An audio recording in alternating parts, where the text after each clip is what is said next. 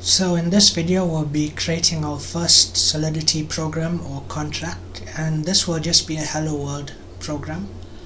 So in our contracts folder here we'll click on new file and we'll call this hello.sol, and this sol extension is how we name Solidity files. So in here there's something we need to do first, which is we need to set the pragma. And this pragma thing is basically how we tell Solidity which version of the language we're using in this file. So this needs to be set at the top of all contracts. And to just generate that entire snippet as I've done here, you just start typing prag and then you hit tab when this comes up and it should give you this snippet. So you need to change the word version here to the actual version of Solidity you're going to be using. For this course we'll be using 0.8.26,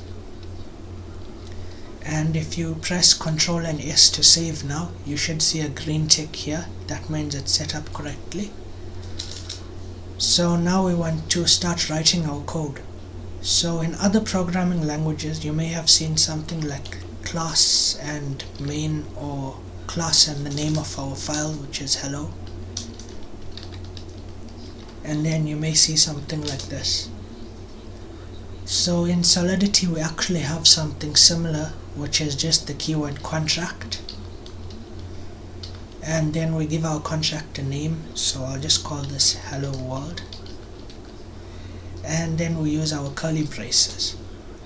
So we could also pass in a parameter here like this, and this actually gets passed to the constructor, which usually we do if we're inheriting from a different contract. Right now we're just creating a basic one, so we don't even have to add these parentheses here. And inside of this contract we'll just create a variable of string type and we'll make it public. In other programming languages you may see that you declare the keyword public first, but in Solidity you usually declare the type first, and then whether it's public or private or internal or whatever. So for us this is public, and then we give it a name. So we'll say my variable.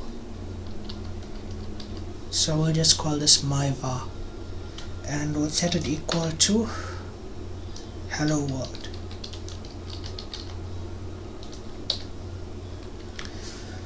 So now we have a variable here of type string. It's public, meaning it's accessible even outside of the contract, and we've named it my var, and then we've just put in the string hello world. So let's run this code and see what it actually does first, and then we'll come back and look at how all of this works. So if we press Ctrl and S, we should see a green check mark here. This means it compiled successfully. And then we want to go to the deploy and run tab, and we want to make sure this is remix VM. And let's first talk about how this works. So in here we have different VMs and the actual MetaMask blockchain to deploy things on. So if you wanted to deploy this live to a real blockchain, you could choose MetaMask here, but we'll just use a VM for now. And then we have a bunch of different accounts inside of the VM, and here we're just setting the gas and stuff, so usually we can just leave this as it is. And this is the contract we're going to be deploying, which is the hello world contract, this one. And now we'll just click on deploy. So you should see a green check mark here, and there'll be a new contract down here. So if we expand this, we can see that there's one function in here, or one public variable called myvar. And if we click on this, it should return back the string that we have saved in it. So this would actually be accessible even if it was on an actual blockchain. So this is basically, you can think of it as our first function, even though it's not really a function. So we can close this, and let's look at how this is working. So we've created the variable which is of type string, and we've made it public here. So public means we can access it from outside of this contract, meaning we can use it in other code that's inside this contract, and we can also access it from the blockchain or from a different contract that's accessing this contract. And there's a few different keywords we could use here. One is public, which we're using now.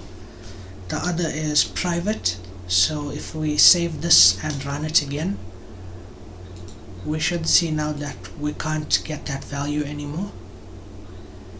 And now if we close this, we can try a different keyword, which is internal. So this is similar to private, and we can't access it from outside of the contract functions here. And the last one we'll look at is external. So external here is basically the same as so it's giving us an error here. That's because external is usually used for functions, but basically it's the same as public, except it uses a little less gas, because we're saying this function, if it was a function, would only be used externally. We'll never use it within the contract.